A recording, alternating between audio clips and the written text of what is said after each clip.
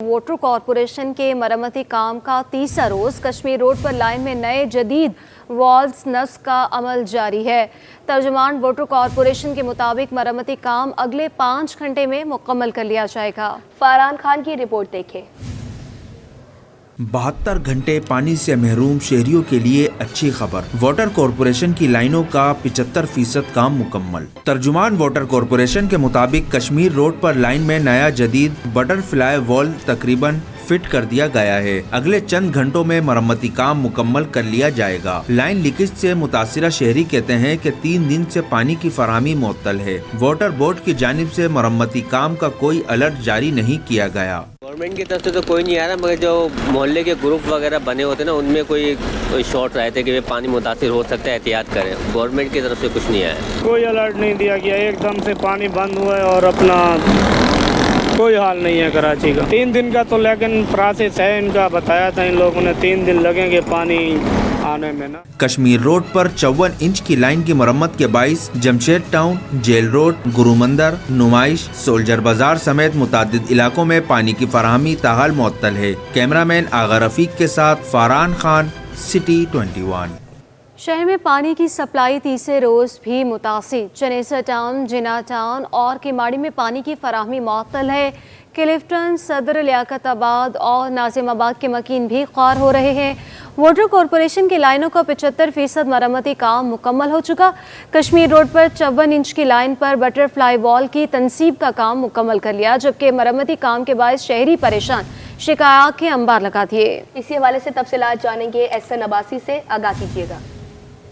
जी बिल्कुल, water corporation की जानिब से यूनिवर्सिटी रोड पर मुरम्मती काम लाइनों का जारी है, जिसमें 66 और 54 इंच की लाइन की मुरम्मत जो है वो बताई जा रही है कि 70 से 75% जो है वो मुकम्मल कर ली गई है। साथ साथ जो 2 मकामात पे वाटर बटरफ्लाई वॉल नस्ब किए जाने थे, उनमें से Kashmir road Karachi sports complex के सामने बटरफ्लाई वॉल को जो है वो नस्ब कर दिया गया है और उसकी मुरम्मत जो है वो मुकम्मल कर ली गई है। 1 से 2 घंटे में साइट को क्लोज कर दिया जाएगा वाटर हुकाम की मुताबिक, जबकि अल हिलाल सोसाइटी में जो दूसरा वॉल नस्ब करना है, शाम तक उस वॉल की भी तनसीब का अमल मुकम्मल कर लिया जाएगा। साथ साथ मुरम्मत का जो 2 मकामात पे लाइनों का काम जारी है, वो भी शाम तक मुकम्मल कर लिया जाएगा। बताया जा रहा है कि 6 बजे के बाद कराची शहर की जो सप्लाई 200 MGD की मुअत्तल है दाविजी पंप के स्टेशन से, उसको जो है वो बहाल करा दिया जाएगा। जी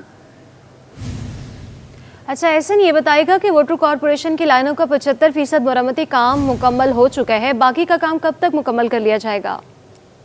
देखिए, ये 4 मकामात पे वाटर कॉर्पोरेशन के हुकाम की जानिब से काम का सिलसिला जारी है। 2 मकामात पे यूनिवर्सिटी रोड पे लीकेजेस बनाई जा रही हैं, जो कि रेड लाइन मंसूबे में होने वाले तरक्याती कामों के बायस जो है वो गफलत बरतने पर लाइनें टूट फूट का शिकार हुई।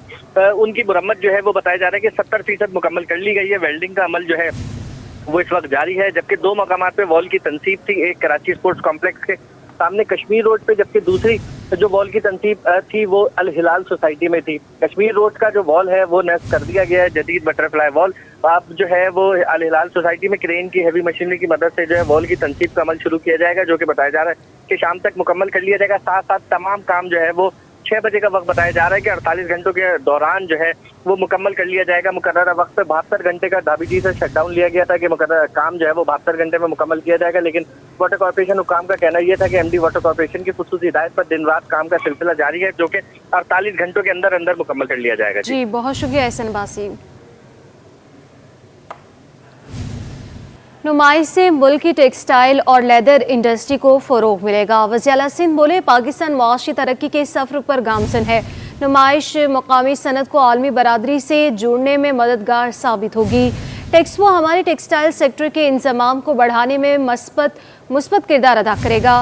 उम्मीद है कि नुमाइश शुरा की ज़रूरियात को पूरा करने में कोई कसर नहीं छोड़ेगा। हुकूमत सिंध कारोबार के फ़रोग़ के लिए साज़गार माहौल देने के लिए पुरअज़्म है। मज़ीद उन्होंने क्या कहा, आइए आपको सुनवाते हैं। Financial year 23-24, Pakistan's total exports crossed $30 billion, out of which the major contribution was by the textile sector. Textiles alone contributed $16.6 billion, whereas leather accounted for $8.5 million. As an optimist, I am confident that despite the current challenges, our exporters would be able to sustain the positive momentum. The Ministry of Commerce, in close collaboration with the industry and other stakeholders, has taken proactive measures to ensure a conducive business environment, create new avenues of growth, and enhance the competitiveness of our textile and leather products in the international market. Ladies and gentlemen, interestingly, the main destination of both leather and textile goods are the European Union and United States, both of whom have very cordial relations with Pakistan. I have been told that sizable delegates in this year's Texpo are from non-traditional markets such as Brazil, Argentina, and Finland. Ladies and gentlemen, I once again thank you for coming to Karachi. The Karachi Expo Center has been a host to many such exhibitions, and by the grace of Almighty Allah, we've had very successful exhibitions, and I'm sure that this 5th edition of the Texpo would also be a great success, and many of the Pakistani firms and the international delegates will ink agreements which will be beneficial to people of both countries. Once again, thank you very much for coming here, and I wish all of you a very successful 5th Expo 2024. Pakistan Zindabad. 1000 से ज़ायद असातिज़ा duty से गैर हाजिर होने का इंकशाफ। Scrutiny committee ने secretary तालीम को report पेश कर दी। सेक्रेटरी तालीम ने तमाम DEOs तालीम को गैर हाजिर असातिज़ा की तनख्वाहें रोकने का हुक्म दे दिया है। मज़ीद तफसीलात जानेंगे फ़रहान खान से, बताइएगा।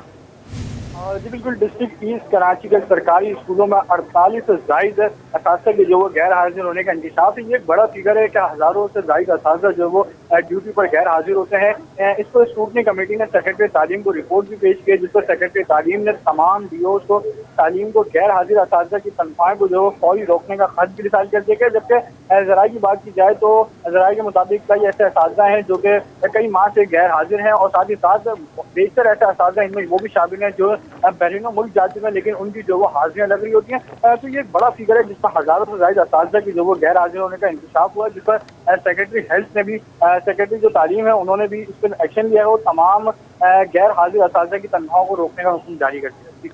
वफाकी उर्दू यूनिवर्सिटी में तदरीसी और दफ्तरी उमूर आज भी मुअत्तल। जामे के मुलाज़मीन की जानिब से आज भी एहतजाज का सिलसिला जारी रहा। जनरल सेक्रेटरी अंजुमन असासा रोशन अली के मुताबिक 3 माह की तनख्वाह, 4 माह की पेंशन और 6 माह की हाउस सीलिंग अभी भी बाकी है। फ़रहान खान हमारे साथ मौजूद है, मज़ीद तफसीलात उनसे जानेंगे, बताइएगा। जी बिल्कुल, वफाकी उर्दू यूनिवर्सिटी के अंदर मुलाज़मीन और असातिज़ा जो वो कई माह से सरापा एहतजाज हैं। पेंशन्स, हाउस सेलिंग और तनख्वाहों की अदम अदायगी के एवज़ जो वो एहतजाज जो वो किया जा रहा था। गुज़िश्ता रोज़ भी हमने देखा कि भरपूर जो वो एहतजाज किया गया। अब तक जो वो वाइस चांसलर की जानिब से सिर्फ तनख्वाह की जो वो 35% इजाफ़े की जो वो वादा किया गया था, सिर्फ उसकी अदायगी की गई है। इसके अलावा दफ्तरी उमूर और क्लासेस का जो वो फ़िलहाल अब भी यूनिवर्सिटी के अंदर मुकम्मल बाइकआउट है। इस वक्त अंजुमन असातिज़ा के जनरल सेक्रेटरी रोशन अली हमारे साथ मौजूद हैं। बहुत शुक्रिया रोशन साहब के वक्त का। मुझे बताइएगा क्या मामला अभी जो वो तय पाए, मुज़ाकरात किस हद तक जो वो बेहतर हुए हैं और आगे का आप लोगों का क्या लाएमल है? देखें, परसों आप लोग आए थे, उस वक्त आपने देखा था कि एक भरपूर एहतजाज हमारी तरफ से चल रहा था, चाहे असातिज़ा हों, चाहे यहाँ के नॉन टीचिंग मुलाज़मीन हों। उसके बाद वाइस चांसलर इस बात पे कायल हुए कि चलें, जो गवर्नमेंट ने जून में बजट में बढ़ी हुई सैलरी का ऐलान किया था, हम जो भी सैलरी देंगे वो बढ़ी हुई देंगे।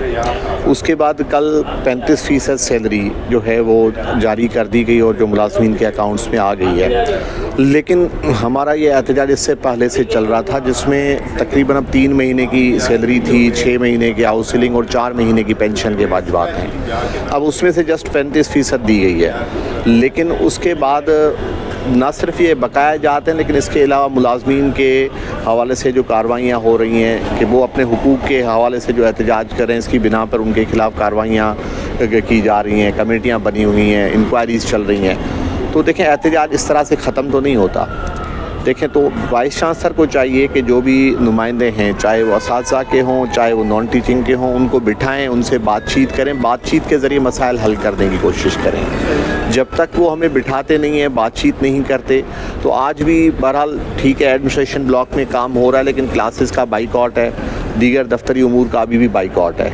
देखें, हमारा ये एहतजाज ऐसा नहीं है कि वाइस चांसलर के ख़िलाफ़ है। हम जामिया के मुलाज़मीन हैं और एक तवील अरसे से यहाँ पर काम कर रहे हैं। और हम ये भी नहीं चाहते कि यहाँ के तलबा की तालीम का नुकसान हो। जी बिल्कुल, किसी भी वक्त वो जो है वो सूरत हाल दोबारा से क्रिएट हो सकती है। मसला सिर्फ जो है वो मुलाजमीन को एतमाद में लेने का है, मुज़ाकरात जो है वो किए जाएँ, साथ ही साथ उनसे सैलरी और पेंशन के मांगने के एवज़ जो है वो उनसे दोबारा जो है वो उनको एतमाद में लिया जाए, ताकि जो वो किसी किस्म की दोबारा से वो सूरत हाल ना हो सके। जी बहुत शुक्रिया आपका Farhan Khan. North Nazimabad NADRA mega centre के बाहर शहरियों की लंबी कतारें लग गई। बुजुर्ग शहरियों ने अलग काउंटर बनाने का मुतालबा कर दिया। कहा कि धूप में खड़े हैं और इंतजामात नाकाफ़ी हैं, पानी तक का इंतजाम मौजूद नहीं है, हुकूमत नोटिस ले। हमारे नुमाइंदे खुशी रहमानी इस वक्त वहीं पर मौजूद है, उनसे मज़ीद सूरत हाल जानने की कोशिश करेंगे। बताइएगा खुर्शीद। जी मैं इस वक्त मौजूद हूँ नॉर्थ नाज़िमाबाद के नादरा के मेगा सेंटर के बाहर, और यहाँ पर आप देख सकते हैं कि एक तवील जो है वो कतार लगी हुई, जहाँ पर बुजुर्ग शहरी भी इस कतार में मौजूद हैं और वो अपनी बारी का इंतज़ार कर रहे हैं। चूँकि होना ये चाहिए, शहरियों का ये कहना है कि ख़वातीन जो बुज़ुर्ग हैं और जो मर्द बुज़ुर्ग हैं उनके लिए अलग काउंटर कायम किया जाए। गर्मी की जो शिद्दत है वो ज़्यादा है, धूप की भी शिद्दत ज़्यादा है, और जो ये टेंट लगाया हुआ ये नाकाफ़ी है। इस वक्त भी आप देख सकते हैं एक तवील कतार है जो यहाँ पर लगी हुई है। मेरे साथ बुज़ुर्ग शहरी मौजूद हैं, हम उनसे गुफ्तगू करेंगे कि वो क्या कहेंगे सारे सूरत हाल पे। मोहतरम क्या कहेंगे, लंबी लाइन लगी हुई है, धूप का भी मौसम है, तो क्या मुतालबा करेंगे वफाकी हुकूमत से कि अलग लाइन होनी चाहिए बुजुर्ग शहरियों के लिए, या जो आप मसाइल समझते हैं कोई तजवीज़ देना चाहेंगे? मैं तो ये कहूँगा कि यहाँ की हुकूमत या जो भी करता धरता है ना, वह इंसान बन जाए, इंसान हमको भी समझे। धूप है, बुजुर्ग हैं, बूढ़े हैं, बच्चे हैं, सब लाइन में लगे हैं। ये हरकतें अगर कराची में होंगी, पाकिस्तान के शहर कराची में होंगी, तो बाकी पूरे मुल्क में क्या हाल होगा। अंदाज़ा करें, धूप है, पसीने निकल रहे हैं, एहसास नहीं है। कितनी देर से खड़े हुए हैं यहाँ पे आप? मेरा ख्याल है आधे घंटे से ऊपर हो गया, आधे घंटे से ऊपर हो गया, और ये नहीं अभी पता कि कब तक और खड़े रहें। मेरे साथ इस वक्त एक और शहरी मौजूद हैं जो लाइन में है, उनसे गुफ्तगू करेंगे कि वो क्या मसाइल समझते हैं, उनको क्या मसाइल नादरा के सेंटर्स में आ रहे हैं। क्या कहेंगे आप इस हवाले से? जी सर, कहने को ये है कि देखें अब यहाँ पर हम धूप में खड़े हैं, ठीक है, ये टेंट लगा हुआ है, टेंट कहाँ लगा हुआ है, लाइन इन लोगों ने कहाँ लगाई हुई है, ठीक है। अब आप टेम्परेचर चेक करें, इस वक्त क्या है कि लोग यहाँ बेहोश होकर ही गिरेंगे, ना कोई पानी का इंतजाम है। यहाँ पर एक प्रॉपर सिटिंग एरिया होना चाहिए जिसपे प्रॉपर एक टोकन सिस्टम हो, टोकन अपना होता रहे, आवाम अंदर जाती रहे। अब ये लाइन लगा दी है, आधे पौन घंटे में 10 लोगों को, 5 लोगों को अंदर भेजे। इस तरह हम पाकिस्तानी शहरी हैं, ना कि कोई दूसरे मुल्कों से आए हुए। ये थे वो शहरी जो इस वक्त नादरा के मेगा सेंटर के बाहर मौजूद हैं, और उन्होंने इस बात की शिकायत की है, शिकवा किया है कि वफाकी हुकूमत इस बात पर ख़ास तवज्जो दे कि ये शहरी की जो लाइन है, बुज़ुर्ग शहरी की जो लाइन है, उसको जो है वो एक अलग कैटेगरी में यहाँ पर जो है वो उसको लाइन को मख्सूस किया जाए।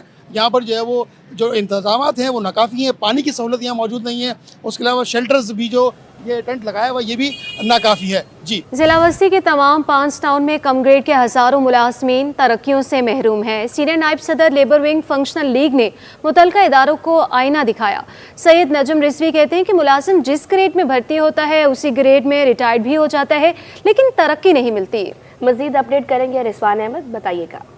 जी बिल्कुल, बल्दियाती मुलाजमीन की अगर बात की जाए तो निचले ग्रेड के जो मुलाजमीन हैं गुज़िश्ता कई दहाइयों से जो है वो जुल्म ज़्यादतियों का शिकार हैं, उनको तरक्कियाँ नहीं मिल रही हैं। जिसके पास सोर्स है वो तो तरक्की करता चला जा रहा है, जो बग़ैर सोर्स वाले हैं वो बेचारे 1 या 2 ग्रेड में भर्ती हुए और रिटायरमेंट भी उनकी जो है वो इन्हीं ग्रेड में हो गई, तरक्कियों से महरूम है। इसी मुद्दे को जो है वो उठाया है फंक्शनल लीग लेबर विंग ने, और इस हवाले से आज एक गुलबर्ग टाउन में मुजाहरा भी किया जा रहा है। हमारे साथ मौजूद हैं सीनियर नायब सदर फंक्शनल लीग नजम रिजवी, इनसे बात करते हैं। नजम साहब, क्या मामला है, क्यों इन मुलाजमीन को, निचले ग्रेड के मुलाजमीन हैं, इनको तो ज़्यादा ज़रूरत होती है, इनको तरक्कियाँ क्यों नहीं मिलती?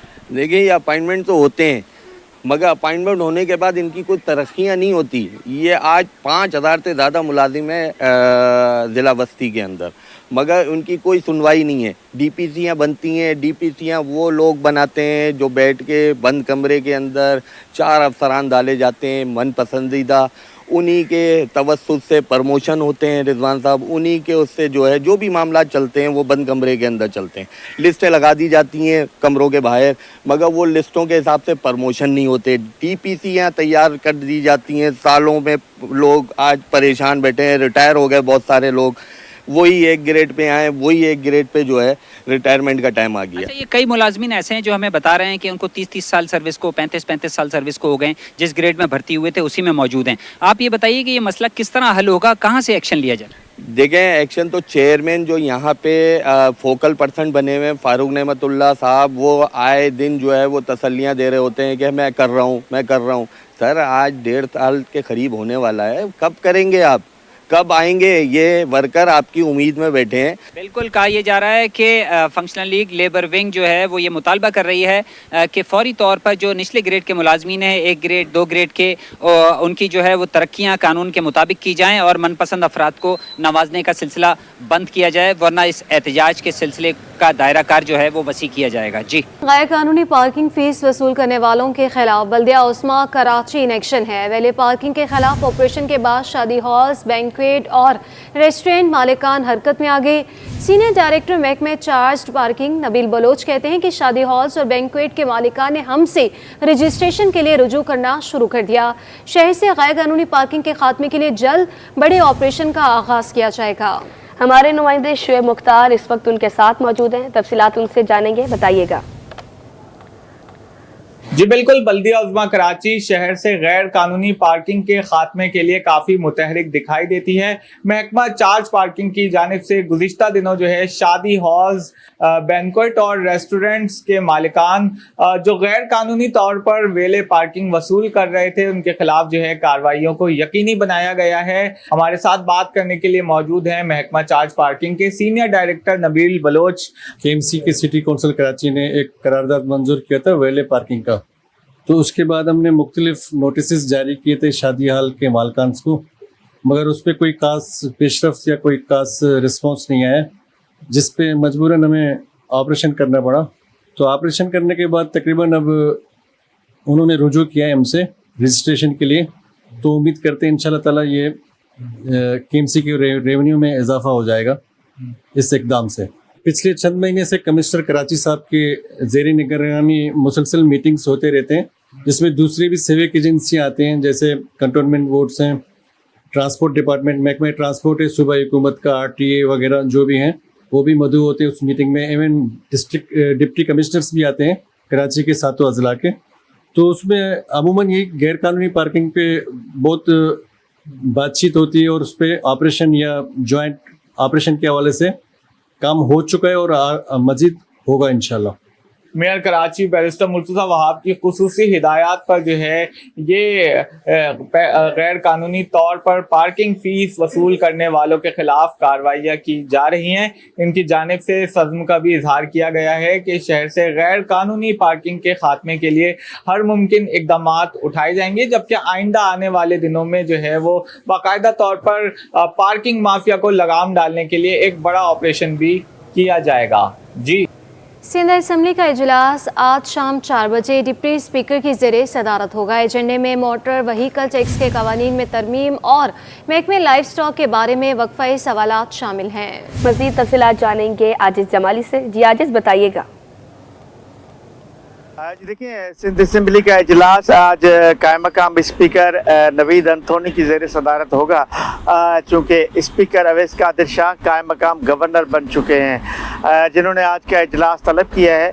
आज के इजलास का अगर मैं आपको एजेंडा बताऊं तो महकमा लाइव स्टॉक और फिशरीज़ के बारे में वक्फे सवालात है, जबकि एक तहरीक इल्तवा है MQM के रुकन आमिर सिद्दीकी की, जो कराची के खेल के मैदान, ग्राउंड्स और पार्क से बारे में है। इस तहरीक इल्तवा के मुताबिक कराची में खेल के मैदान तबाह हो गए हैं, ख़त्म हो गए हैं, उसके बारे में हुकूमत का मौक़िफ़ जाना था।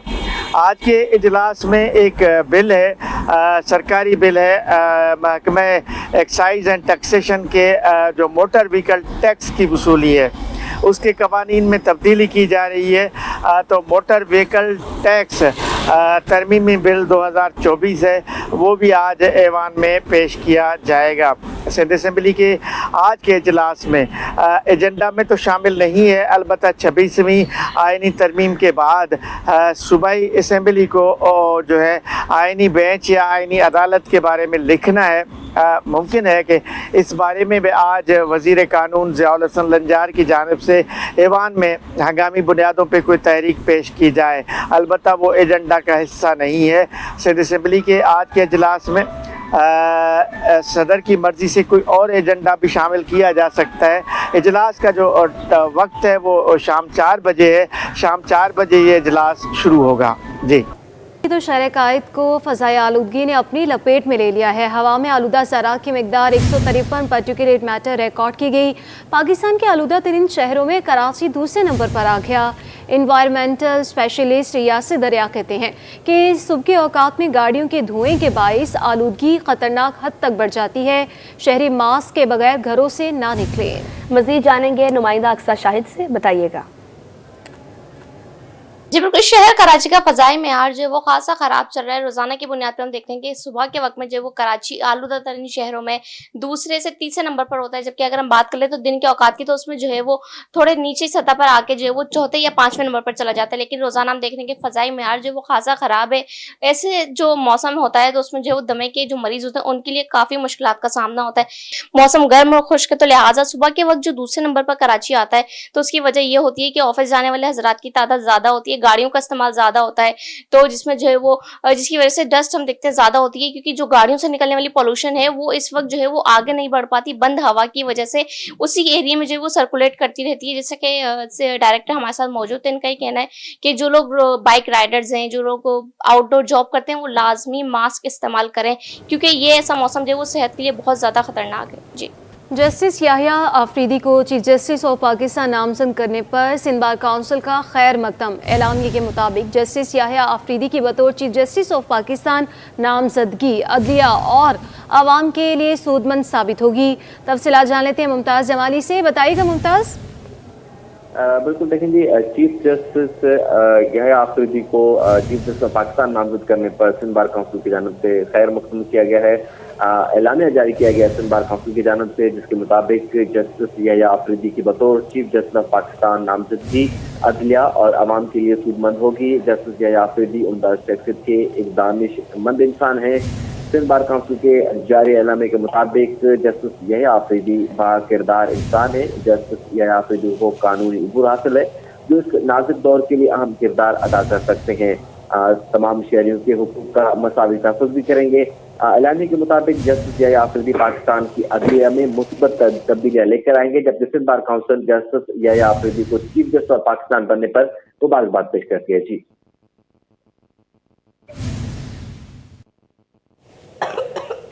जी, बहुत शुक्रिया मुमताज़ जमाली आपका।